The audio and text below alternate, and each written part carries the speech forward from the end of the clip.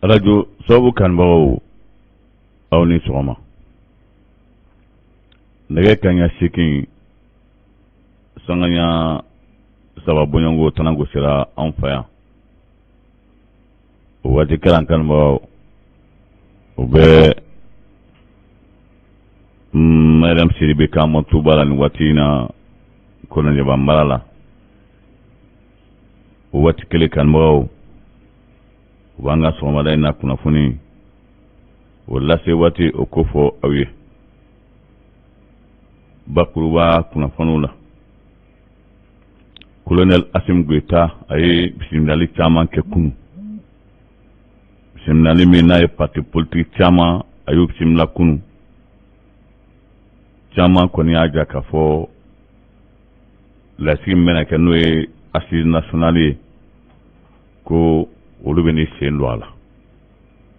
o kɛrɛfɛ kuma kelen y'a jira k'a fɔ o sena amion gindo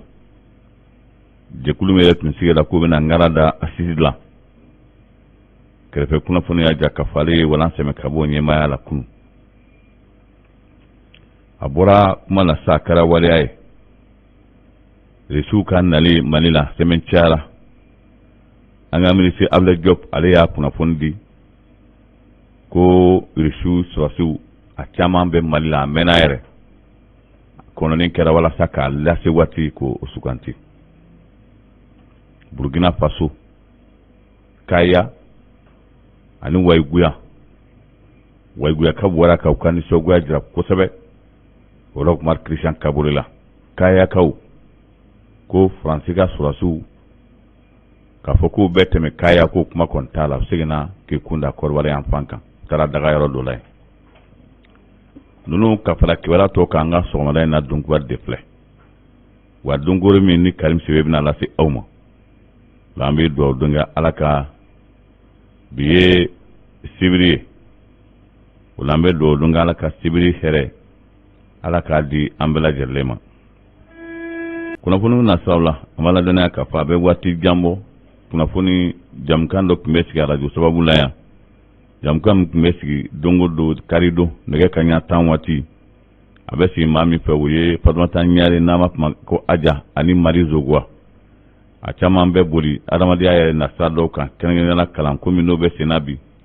a caman bɛ boli o kan an b'a ladɔnniya k'a fɔ o kɛlen don alamisa don fana o baro sen fana bɛ senna o min tun bilara n'a bɛ waati bɔ n'Ala sɔnna sini kari a bɛna daminɛ radio Wura FM sababu la nɛgɛ kanɲɛ 10 waati dimanche don Mali kiwɛrɛw la an bɛ Ala dɔnniya k'a fɔ jɛkulu caman taara kunungo o ni Colonel Asim Gweta o ye ɲɔgɔn ye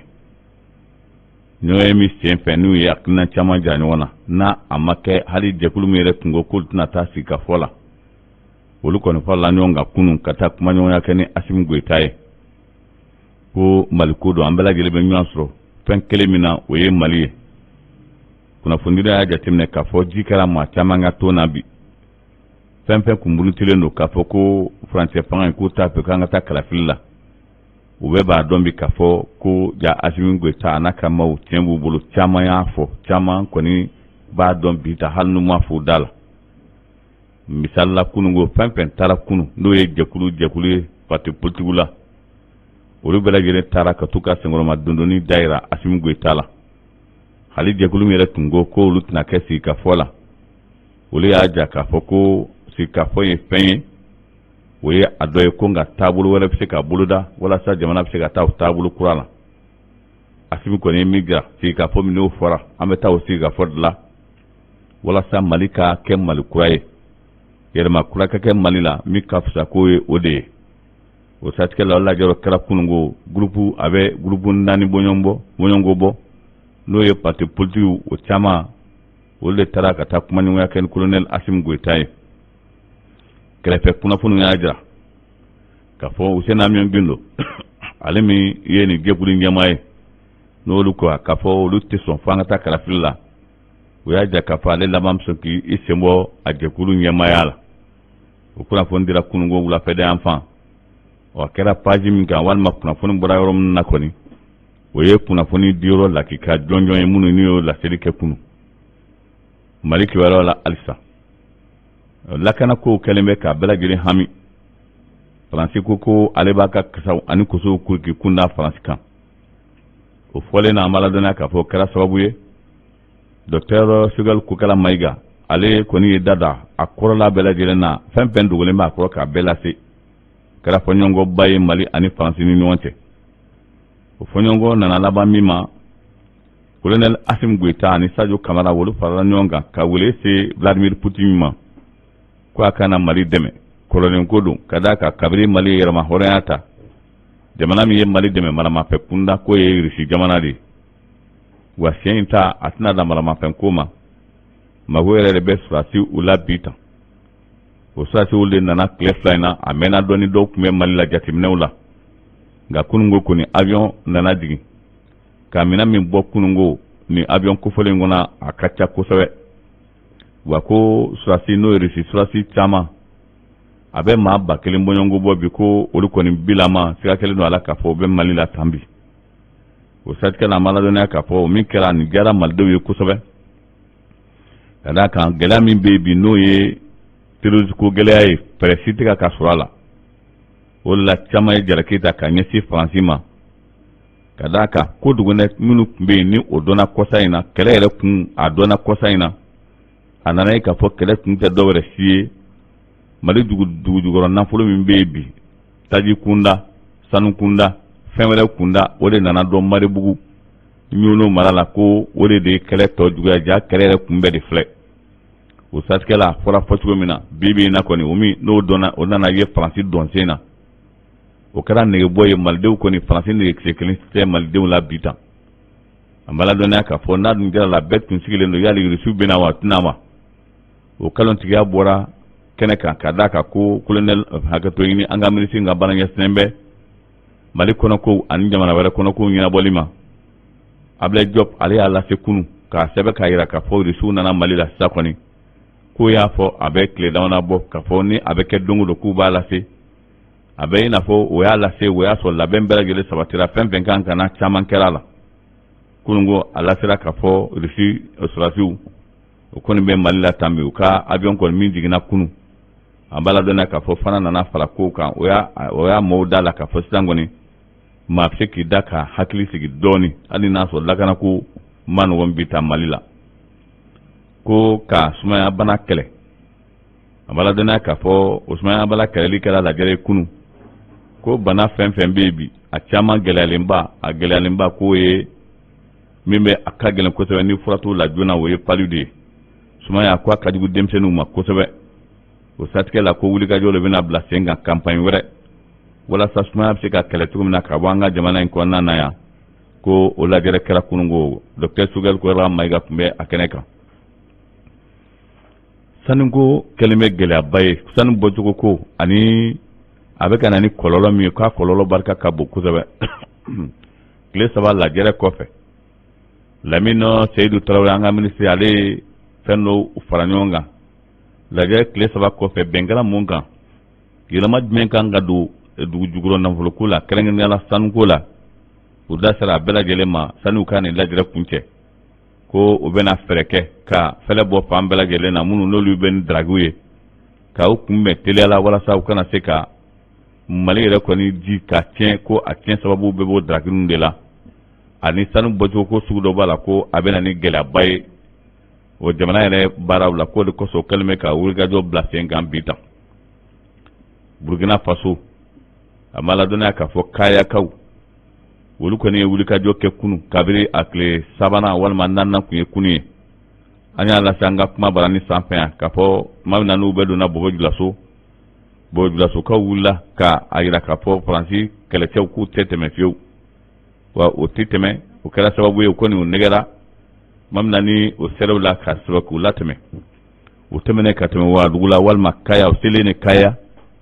a ma ladɔnniya k'a fɔ adamaden bɔra fan bɛɛ lajɛlen na maa bayirika ka na jɔ sirakun na k'a fɔ Faransi sɔrɔdasi Force Barkhane ko a tɛ tɛmɛ a ye bɛɛ lajɛlen dabali ban ka d'a kan Force Barkhane ko a tɛ tɛmɛ kun min na fana o y'o de fɔ ko kɛlɛ min filɛ Mali Burkina Faso ani Niger kɛlɛ labɛnbagaba ko o ye Faransi de ye Mali ma se ka min fɔ force balkani ina ko Burkina Faso kaw yo de fokunu ka yero la ka foko o teteme doronte ko nu matema jala na temena niga ko abela ba ko erema o kuma fole no fora na kana ko sebe ko duma amala dona ka foko o kanye mami be o yala je ka foko nbe tugomina sigin siga kebiri tunga ta Côte d'Ivoire ko ngaw na laje ka ta yoro dola ka bodugu ko kan dugu che waga dugu che tijo kilomètre duru bonyongula kaliyar tiyoro dokmi ko ye kene bayo taraka tu dagaye manunu ne o ye kaya kawye o bora ni misira yebi li dugu manaje olu beti da jegulu wore bena kana sabare o force balkaniye ni kera fenye bibina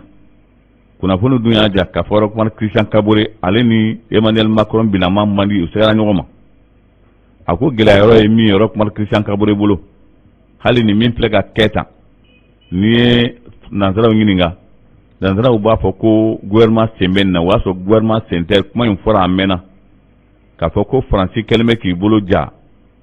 jamana nyama ukana note femi no frapina jamana kono dewiye wulu te Francis pe o wale ado de fleni eta ni wuli gajo be kaya kuma mina waso wuli gajo kelen fana o be waiguya ka wulu ko ni bora ka fo sobo yatenga oye marami ni waiguya ka nga yere soro o mara ko nana wo nana ye ka fo ko o wuli gajo be ko ka lase Europe Christian Kabore ma jamana ya kenye na dunya kenye akan fangan bla abla wakila ko nota adamadi sama kasarla telefa na kosabe wako abetu na takafo Burkina Faso jamanaye wuli ka jok kake kakla ko blate ko o mancha o mbuli mandi ko nganu wula komi nofe amara dona kafo o bla mandi ko satkala ame watib na komisi sa kaya kaw ani waiguya kaw wulu ko ni wuli ka jo nka amanya mingo Francis Rasu o segena kata o kaya oni kaya chebe kiluduru bonyongola a jarakili be mamunu kambi o ye France Inter kuna fundila ode a gela ka fo kaya ka o ye min fo France Inter kuna fundila ina ma fo otugola do koko ayre ngini ka bo kaya tambi kada ka ni frapina tiene ye kosebe ko Francika kuna fundila munu be frapina ya olu de Francika kelete foloye kada ka mi fleka ke ni kaya ku tiga fa fotugula ko mi fora ina o yayi ka fo ko Francis de tay kele ko Francis be ka mercenaire do labbe walma ko abika terezu do labbe kana Burkina be ufa o jele mi no fora Francis kuna fundila ngene ale ba fo atatugola kada ko bala be ka la se ina fo yoro mun kadu ko bala o jela kele fana o yabla kuna fundiso be kan ka fo Francis kuna fundila we Francis ga kele ke fraude kada ga putte ke fola Francis jamana kono do were Niger sendiga kulunani o nyema u farla nyonga kunu kal sebeke kati Mamadou Bazoum ko dokuma sera kada ka ko Niger betugo minabi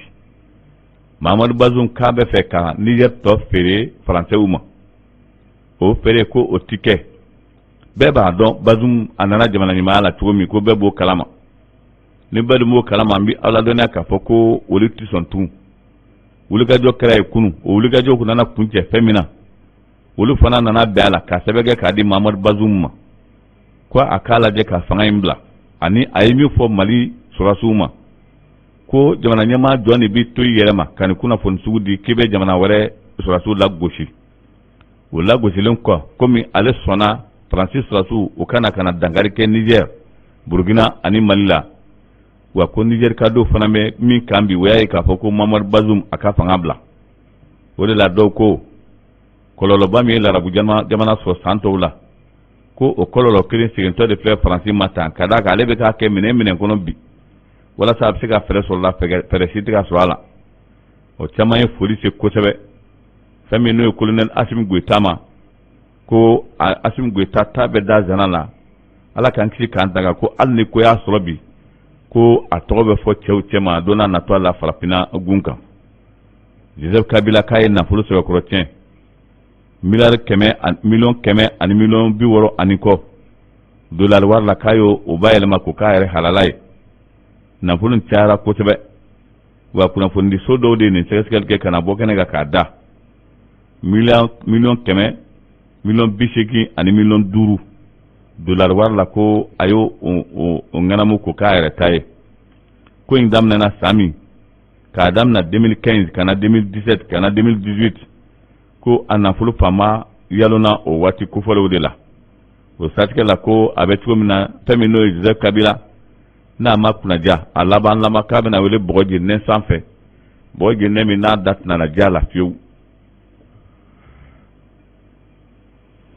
Libere Tangara ale radio Wurayɛl FM promoteur ye n'a ka denbaya bɛ Bamako. Dirisa Watara ale radio Sababu ɲɛmaa ye n'a ka denbaya bɛ Zegwa. Bamanan Jala ale bɛ Zegwa n'a ka denbaya. Saliya Jabate bɛ Zegwa n'a ka denbaya. Amadu Wuriya an bɛ tuguni aw fɛ. Wuriyetu Siribe Taaba kɔrɔmuso dɔ bɛ Zegwa Barajida la. Laji Siribe Taaba burankɛ dɔ bɛ Zegwa Barajida la. Mariam Siribe Taaba den don. Karim Siribe ale ye radio Sababu directeur n'a ka denbaya. Ninnu ko ko dusukun tɔlen bɛ terisaw ani balimasaw bɛɛ lajɛlen na dɔnniya. Aw k'a dɔn k'a fɔ dɔw fakɛ dɔw kɔrɔkɛ dɔw balimakɛ n'o tun ye Amadu Siribe an cakɛɲɔgɔn Mariam Siribe ale yɛrɛ wolofa don. Ala ye Amadu Siribe ka kalifa minɛ a la kunun k'a si to san 60 ani san 1 suturali n'Ala sɔnna o bɛɛ lajɛlen bɛ kɛ o bɛɛ lajɛlen kɛra kunungo a kɛra Galamadugu Kɔlɔnjɛba mara la sarakatibaw o bilalen bɛ ka lon wɛrɛ kɔnɔ min n'a bɛna kɛ kunnafoni wɛrɛ ye k'a lase aw ma o la an fana bɛ ɲɔgɔn bila yan bi sɔgɔmada in na ka foli ani tanen don k'o kurakuraya k'o ɲɛsin aw ma ka fɔ aw k'an bɛn hakɛto b'a la ni Ala sɔnna sini ni mura m'an dɛsɛ sigida kunnafoni kɛnɛ kan hakɛto b'a la Salam Amadu.